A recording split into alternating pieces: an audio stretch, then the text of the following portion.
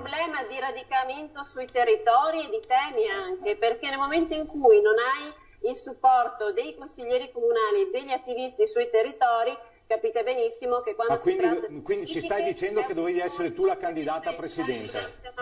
No, però secondo me Baldini ha centrato il punto, cioè quale?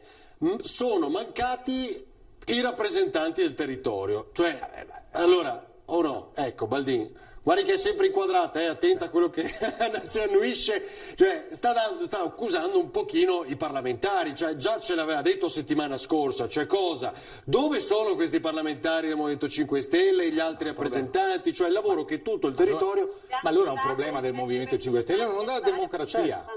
Noi stessi... Abbandonati a voi stessi. Dall'Atto nazionale, a parte il ministro D'Incà che è spesso e volentieri ci ha dato una mano assolutamente, perché io ricordo vengo da Chioggia e avevo il problema grandissimo del deposito di GPL, siamo riusciti a fermarlo. Vabbè, persino Toninelli l'altro giorno era al fianco di Cappelletti, no? Visto che avete citato Toninelli, mi pare, no? Allora,